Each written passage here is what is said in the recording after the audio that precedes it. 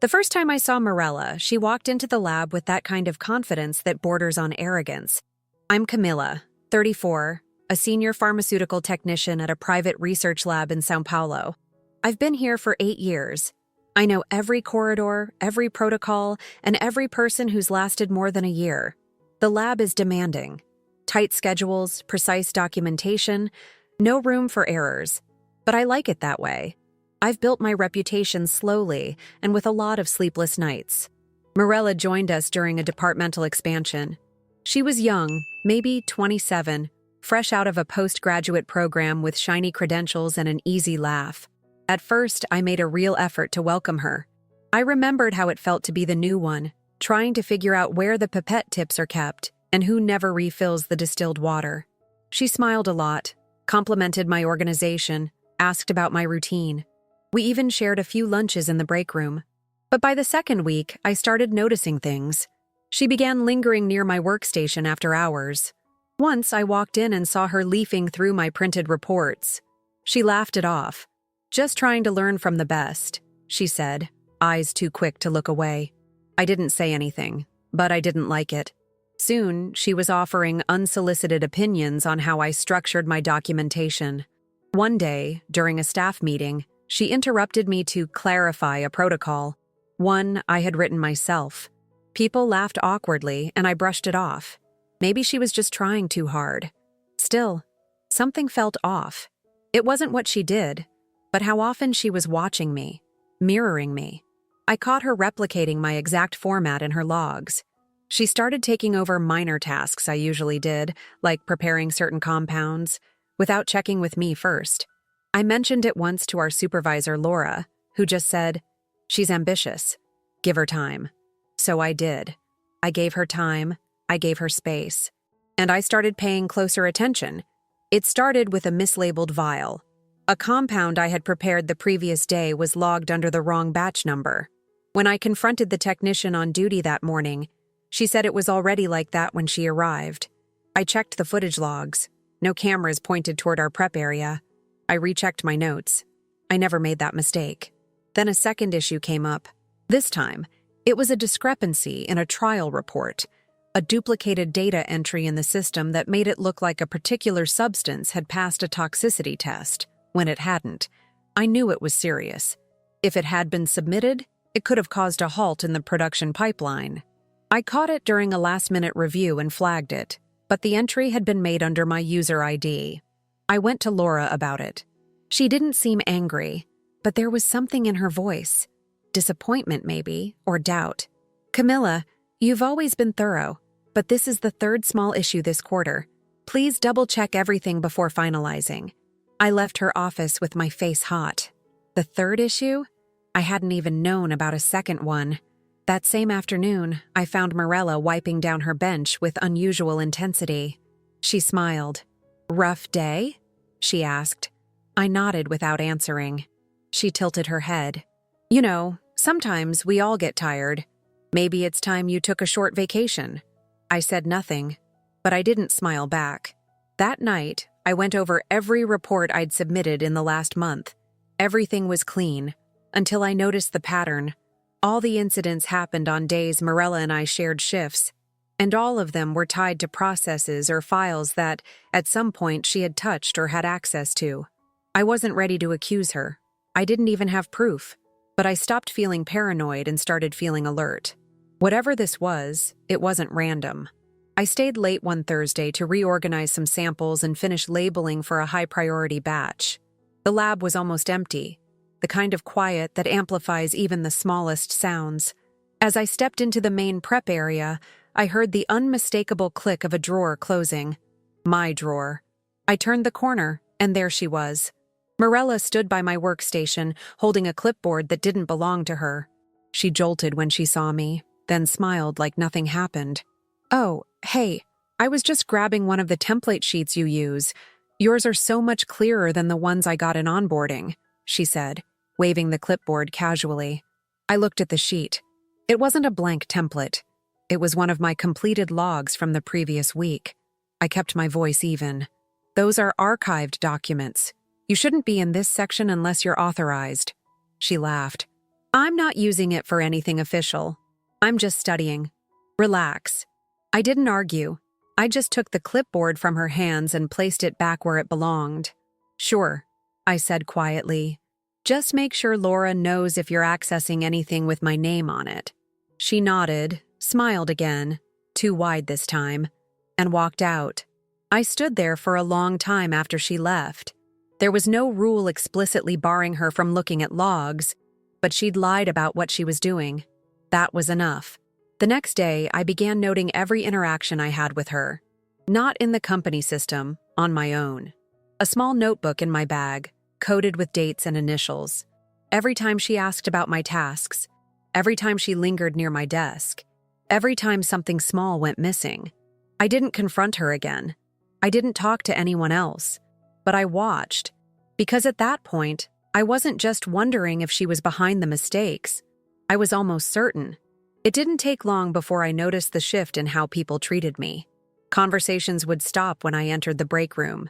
Invitations to team lunches that used to come naturally just stopped. Even my closest colleague, Andre, started keeping his distance.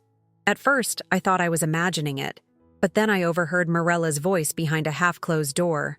I don't know. She's been kind of all over the place lately. I just hope she's okay, you know? It wasn't concern. It was performance. I kept my head down, but inside I was boiling. She was clever. Never direct, never aggressive. Just enough subtle comments, just enough sideways glances to plant doubt. And it was working. My reliability, once unquestioned, now felt fragile. Even Laura, who had always trusted me, began double-checking my reports. Just standard oversight, she said, but I could tell something had shifted. One day, she asked me to run through a compound test I'd done dozens of times as if I were a trainee. I smiled, nodded, and did it exactly as required, then left the room with my hands clenched so tight my nails left marks on my palms.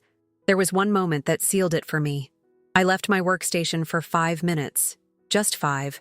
When I came back, a reagent was left open. The cap beside it. That was a violation. Anyone could report it. I knew I hadn't left it like that. I looked at the security monitor in the hallway. The camera didn't reach my bench. I sat down and stared at the open bottle. She was daring me, testing how far she could go without being caught. So I said nothing. I cleaned up. I documented the time and the situation in my private notebook. I didn't argue. I didn't accuse. I didn't ask anyone for help. They were already pulling away from me. And I realized then, I'd have to do this alone. I spent the weekend in silence, barely speaking, barely sleeping. By Sunday night, I had made a decision. I called Daniel, a friend of mine from college who now worked in IT security. I didn't tell him everything, just enough. I needed to monitor a space discreetly without triggering any company protocols. He didn't ask questions. He just told me what kind of device to buy and how to install it without drawing attention. Monday morning, I arrived early, well before Morella. I placed the small camera, no bigger than a USB stick, behind the reagent shelf on my bench. Angled correctly, it captured my entire workspace and even part of the storage cabinet. It looked like a spare adapter. Then I waited. I kept my behavior exactly the same. I answered questions, did my work, smiled when appropriate. I even complimented Morella on a presentation she gave at our weekly meeting. I could feel her watching me for a reaction, but I gave her nothing. I also changed my habits. I began photographing every batch I prepared, labels, timestamps, logs, and saving them on a personal flash drive. I printed 2 copies of all my reports and kept one at home. If something was altered, I'd know. If something went missing, I'd have proof it had existed. The camera recorded during every shift I worked, storing the footage automatically in a private folder I had synced to a cloud account. For 2 weeks, nothing major happened. Just her usual hovering, unnecessary questions. Too much interest in things that didn't concern her. Then, halfway through the 3rd week, I came back from a 5-minute break and saw her walking away from my bench with a paper folded under her arm. I stayed quiet. I waited until the lab emptied out that evening, then checked the footage on my phone. There it was. She had taken one of my test logs, opened it, read it, then folded it, and walked off. I didn't confront her. I just saved the video in a folder labeled Evidence Day 17. It happened on a Thursday, always on a Thursday, I noticed. That morning, I had prepped a crucial sample for a stability test. It was part of a larger batch being audited by an external partner, and every detail had to be perfect. I documented everything: temperature, compound lot, preparation time, took photos, signed the log. I even asked a junior technician, Flavia, to double-check the labels with me. When I returned from lunch, the sample was gone. Not misplaced, gone. The drawer where I had placed it was empty. The label sheet I had printed was missing. The duplicate sample I always prepared as backup was untouched, intact, but the primary one was just not there. I stood staring at the open drawer, heart pounding. I went straight to Laura. "I logged and stored everything this morning," I told her. "It was there before lunch. I want to file an internal report." She sighed, already tired of me. "Camilla, this is the 4th issue. You've got to slow down. Maybe you're taking on too much." "No," I said, voice low but steady. "This isn't a mistake. I have documentation, and I'd like to show you something." We went to her office. I pulled out my phone, opened the cloud drive, and played the video, just 5 minutes long. It showed Morella approaching my bench at 12:37 p.m. She opened the drawer, removed the labeled vial, looked around, and slipped it into the inside pocket of her coat. Then she walked off. Laura didn't say anything for several seconds. Her face went completely still. "Can you send me this video?" she asked. "I already did," I replied. "And the log copies. And the report backup." She nodded slowly. "Sit tight." 20 minutes later, HR called me in. They asked me to recount everything: dates, times, what I'd noticed. I gave them everything, with printed copies and digital links. Morella was called in next. I didn't stay to watch what happened in that room. I didn't need to. The next morning, I arrived at the lab 15 minutes early. Morella wasn't at her station. Her lab coat was gone, her nameplate too. A few co-workers looked at me, then quickly looked away. The air felt tight, like everyone was holding their breath. At 9 o'clock sharp, I was called into a conference room. Laura and a representative from HR were already seated. They looked serious, but not hostile. "We reviewed the footage, the documents, and your notes," the HR rep said. "Your reports were consistent. Your evidence was thorough." I simply nodded. Laura leaned forward. "We spoke with Morella last night. She admitted to accessing your materials without permission, but claims it wasn't malicious. She took a sample that could have compromised a trial batch," I said. My voice was flat, tired but clear. "She altered logs under my ID. That's not curiosity. That's sabotage." The HR rep didn't argue. "She's no longer with the company, terminated effective immediately." They both looked at me, waiting for something. A reaction, maybe. Relief. Satisfaction. But I just exhaled quietly. "I'd like to return to my station," I said. Before I stood, Laura reached across the table. "Camilla, I'm sorry we didn't act sooner. You handled this with more professionalism than most people would." I gave her a small, tired smile. I wasn't interested in drama. Just the truth. Back in the lab, people started talking to me again, but differently, more carefully. One tech stopped me by the sink and said, "I didn't know it had gotten that bad. You okay?" I told him I was fine. And in a way, I was. Because I never raised my voice. I never lashed out. I never stooped to her level. I documented. I waited. I exposed. And now, the silence wasn't isolating. It was mine. By the end of that week, everything had changed. An internal memo was sent to the entire department. Sterile language about reinforcing data security protocols, and zero tolerance for procedural misconduct. No one mentioned Morella by name, but everyone knew. Laura pulled me aside privately. She looked more tired than usual, a little embarrassed. "We should have caught it sooner," she said. "I should have listened when you first mentioned something felt off." I didn't say anything. There was nothing to say. What surprised me more were the co-workers who started checking in. Flavia brought me coffee one morning and said, "You didn't deserve any of that. She manipulated a lot of people." Others nodded at me in passing, softer than before, as if unsure how much to say. I accepted it all quietly. I wasn't interested in being vindicated socially. I hadn't done this to earn apologies or praise. I'd done it to survive. The lab adjusted quickly. Her absence left a gap in the scheduling, so I picked up a few extra hours. I didn't mind. I preferred the solitude. Fewer people meant fewer eyes, fewer chances for something to go wrong again. Still, the atmosphere had changed. Everyone seemed more careful, more measured. Procedures were double-checked. Conversations were less casual. And in that tightening, I noticed something interesting. The quiet respect that had once defined my reputation began to return. But it wasn't just respect. It was recognition. People remembered who I had been before Morella's arrival and saw what I had done after. Late Friday afternoon, Laura stopped by my desk again. "I've submitted your name for consideration for the open supervisory position," she said. "Officially." I looked up, surprised. I hadn't asked for it. I hadn't even thought about it.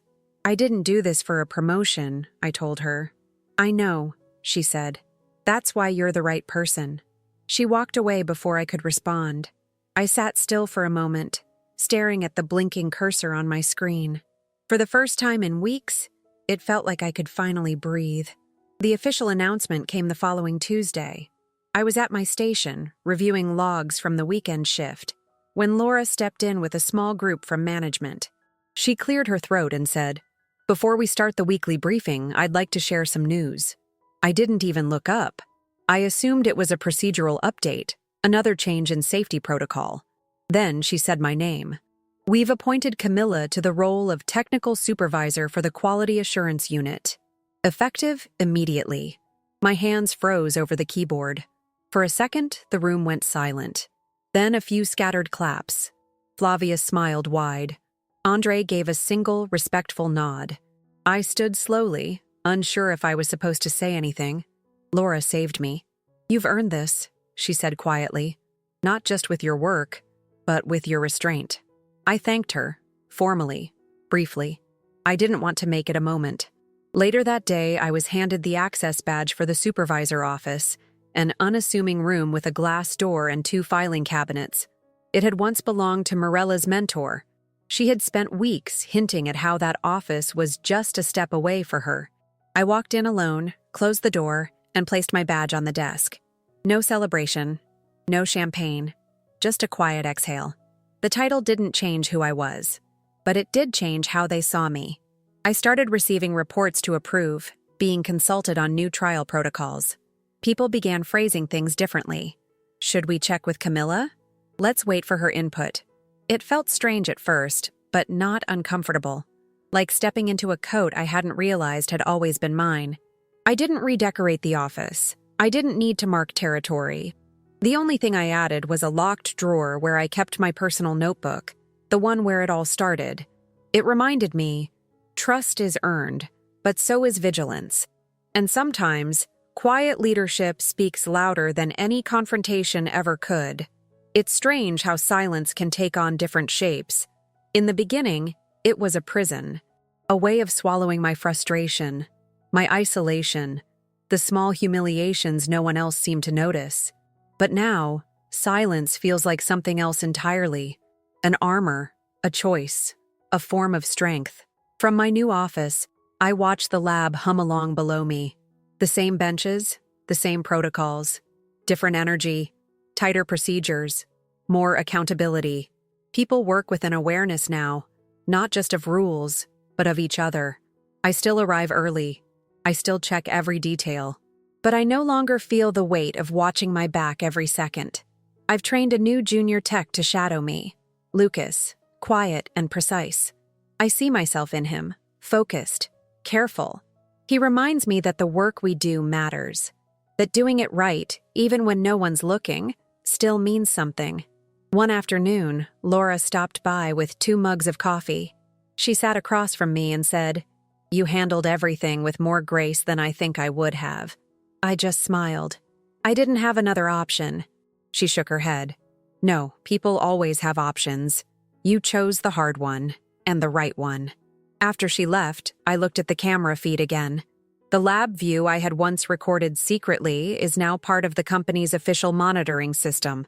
Not hidden, not covert, just clear, visible accountability.